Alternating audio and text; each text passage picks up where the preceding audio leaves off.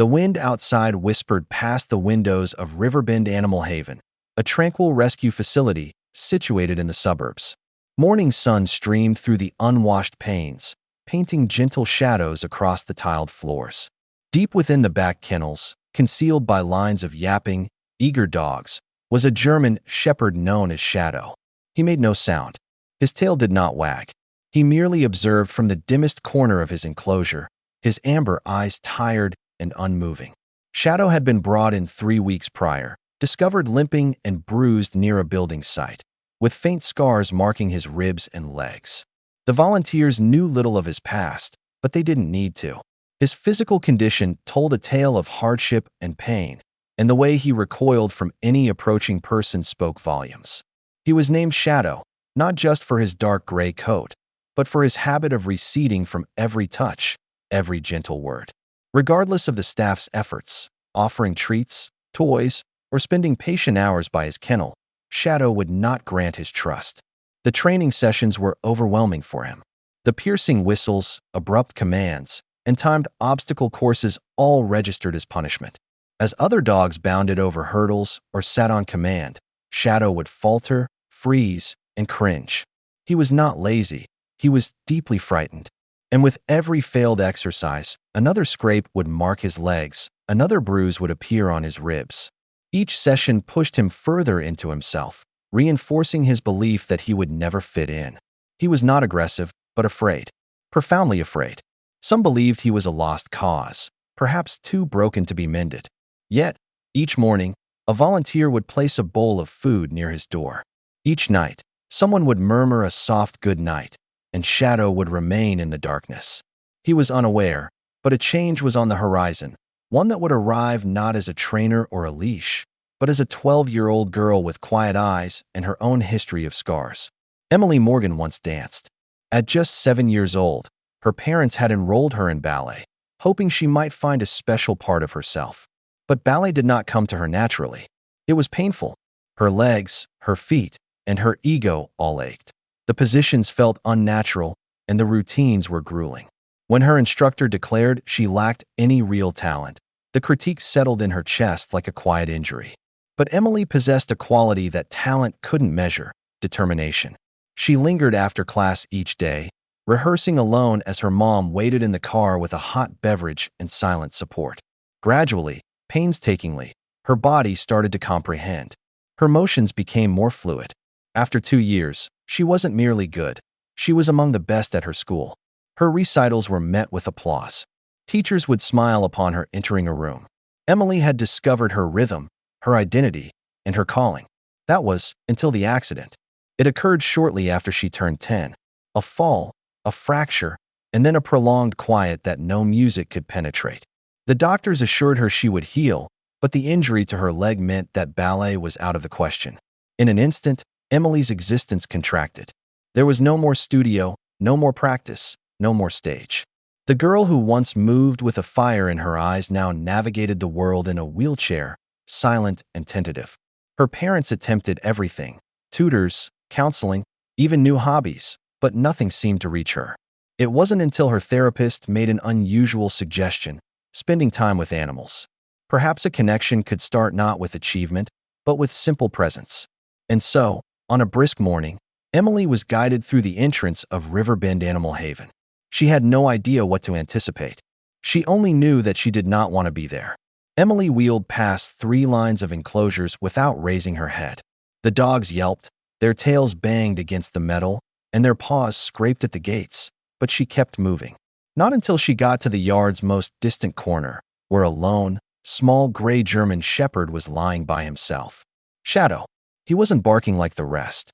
He wasn't wagging his tail. He rested with his head on his paws, ears angled back, his body drawn in as if attempting to vanish.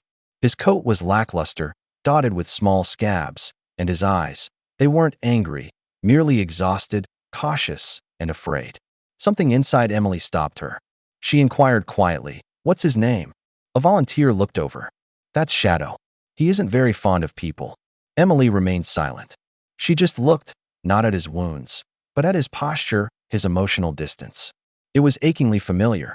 She had witnessed it before, in her own reflection. That afternoon, from her chair, she observed as Shadow was led to a training session. The whistle sounded, and the barking started. The commands were clipped, the routines demanding. Shadow attempted to comply but faltered, ran into cones, and stopped in his tracks.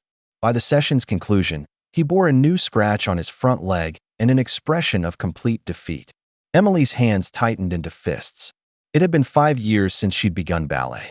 Her body had been rigid, her balance unsteady, her confidence absent. Each lesson had felt like a battle, every correction a new wound. She recalled crying in silence after practice, her ankles bruised, her teacher's voice resonating. "You just don't have it." And yet, she had persisted. Watching Shadow's struggle, something ignited within her. That suffering, that effort, that recognizable silence. She saw herself in him. And at that moment, for the first time in a very long time, Emily desired something. Not for her own benefit, but for another's. She wanted to help Shadow heal. That evening, Emily was at the dinner table, quiet as usual, until she set her fork down and declared, "I want to train a dog." Her parents exchanged surprised glances. "There's a program at the shelter," she went on, her voice firm. "They allow volunteers to work with the dogs for 6 months. I want to sign up. I want to work with Shadow." A long silence followed. Her mother was the first to speak. "Honey, that's a big commitment." "I know." Her father leaned in. "He's not like the other dogs. He's been through a lot. What if it's too much for you?" Emily didn't waver. "Then I'll go slow. I don't want to change him overnight. I just want to try." Later that week, Emily's mother assisted her in completing the application. It needed a signature, a brief personal statement, and a promise to attend 3 days a week. The shelter's management reviewed her application with apprehension. Shadow was already categorized as a case with low potential. A few trainers murmured that it was unkind to give Emily hope that might be dashed. They were worried. Worried that if Shadow failed to progress, Emily's heart might break once more. But the girl in that wheelchair was not the same one who had entered the shelter in silence. She had looked into Shadow's eyes. She recognized that expression, the fear of not measuring up, of falling short, of being left behind. She had worn that look for years. She didn't require Shadow to be perfect. She merely wanted to offer him a chance, the same kind of chance someone had offered her long ago. The first week, Emily taught Shadow nothing. She issued no commands, offered no treats, and held no expectations for results. She simply appeared. Every Monday, Wednesday, and Friday, her mother would wheel her to the far corner of the shelter's yard, where Shadow was released into a peaceful, enclosed space. Emily would position her chair nearby and wait. At times she would read aloud. At other times, she would hum old ballet tunes softly. Mostly, she just sat there quietly, allowing him to acclimate to her presence. Initially, Shadow maintained his distance. He sniffed the perimeter fence and paced along the edges, avoiding her gaze. But he did not flee. For Emily, that was sufficient. The second week, he ventured closer. One day, Emily unintentionally dropped a small towel from her lap. It drifted to the ground, and while Shadow flinched, he didn't bolt. Instead, he took a step forward, paused, and then prodded it with his nose. Emily didn't applaud or call him to her. She just smiled and murmured, "That's okay. Good job." This became their rhythm. No pressure, no assessments, just quiet moments together. Emily brought soft brushes and gently guided them through his matted fur. She gave him room when he seemed to need it. And if he trembled, she didn't try to draw him near. She simply waited for him to find his own way back. By the conclusion of the first month, Shadow had started to trail Emily's chair, not from a sense of duty, but out of curiosity. He learned to walk alongside her in silence, to sit when she stopped, and to lean against her leg gently, as if to communicate, "I'm still here." Other trainers observed from a distance, baffled. There were no clickers, no treats, no authoritative voices. And yet, Shadow was transforming. Not quickly or dramatically, but genuinely. And Emily was transforming as well. She no longer dreaded the start of her day. She would ask to leave early and stay late.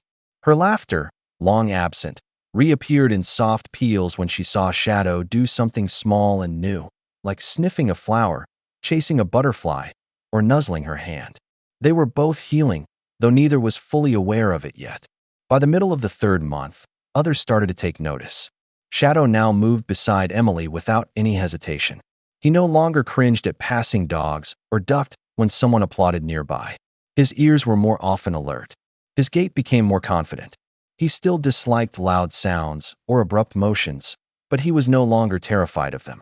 What astounded the staff most was not just Shadow's metamorphosis, but how it came about. No conventional techniques were used.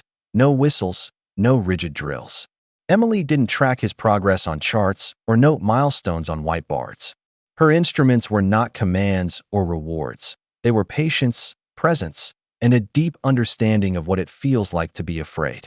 Her reinforcement was a gentle voice, a hand resting lightly on his coat, the kind of trust that cannot be hurried.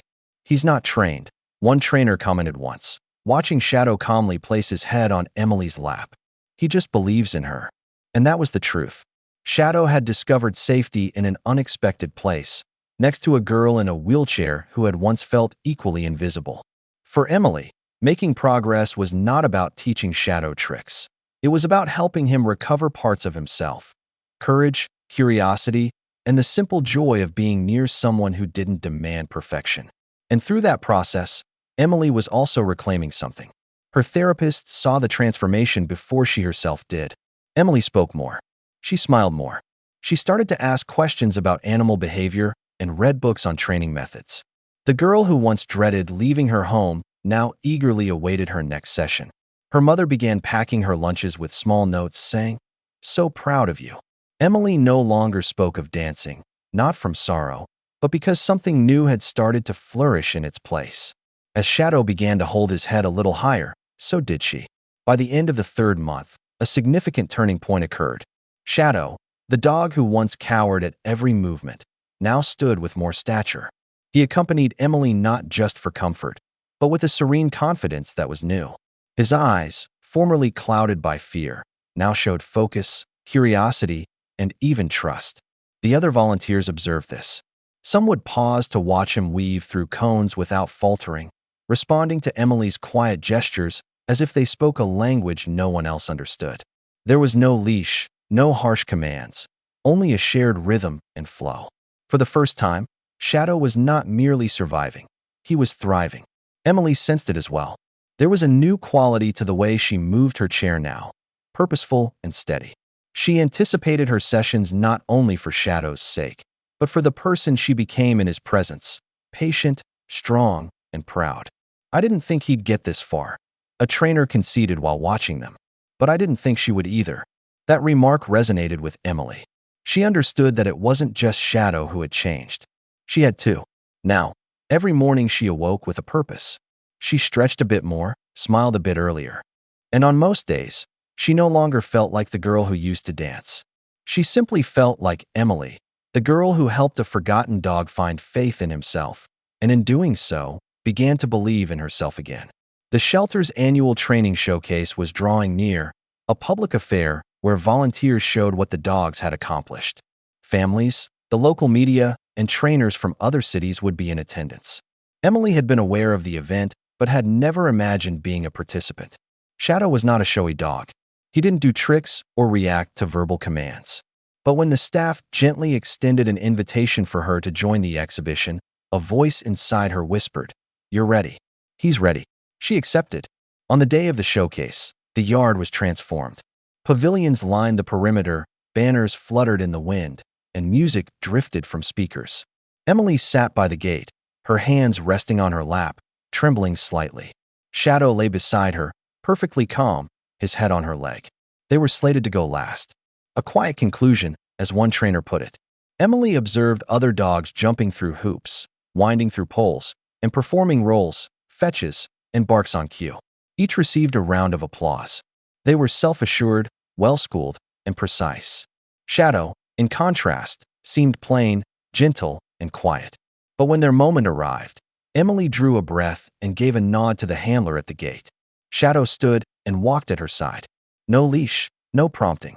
They commenced their demonstration. It was not a performance. It was a narrative. Shadow navigated the cones with her, paused when she did, and made eye contact at her soft whispers. He stopped when a loud cheer took him by surprise, glanced at Emily for reassurance, and then carried on. Each step was unhurried, every gesture steeped in trust. When they concluded, There was no sudden roar of applause, but a profound silence, followed by a slowly building wave of clapping that swelled and grew. Emily did not weep. She didn't need to. Shadow had accomplished more than just finishing a routine. He had demonstrated to everyone present, and perhaps most importantly to himself, that he was far more than what they had once assumed. After the applause subsided and the attendees began to leave, Emily sat peacefully with Shadow under the shade of a large oak tree. There were no ribbons or trophies. That was of no consequence. For the first time, her thoughts were not on what she had lost, but on what she had gained. Shadow rested beside her, his breathing even and calm. His body was finally relaxed. His tail thumped softly on the grass. Emily stroked his fur and murmured, "You did it." And so had she. That evening, during the drive home, Emily gazed out the window and said quietly, "I don't miss dancing." Her mother glanced at her, surprised. You don't." Emily shook her head. "I thought that was the only thing that made me who I am. But maybe I was mistaken." Her mom smiled. "You've always been more than one dream." Emily was quiet for a moment. Then she asked, "Do you think I could become a real dog trainer? Like, for my career?" Her mom reached out and squeezed her hand. "I think you already are." From that point on, Emily ceased looking back. Her dream hadn't perished, it had been reshaped. From dance shoes to dog leashes, from the glow of the stage to the mending of hearts, from performance to purpose.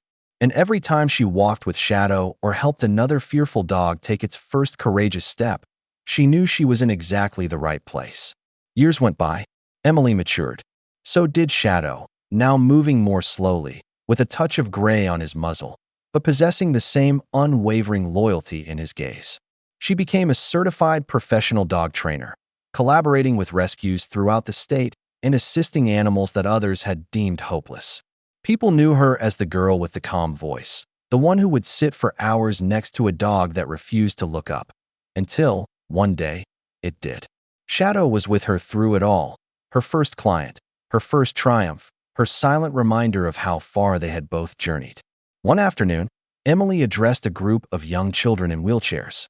She shared her story, not one of loss, but of transformation. "We don't always get to hold on to the dreams we begin with," she told them, "but we do get to pick new ones. And sometimes, they turn out even better." She paused, glancing down at Shadow, who was resting by her feet. "This is the only life we're given. Don't let sorrow waste it. There is always another way, another dream, and someone or something waiting to walk it with you."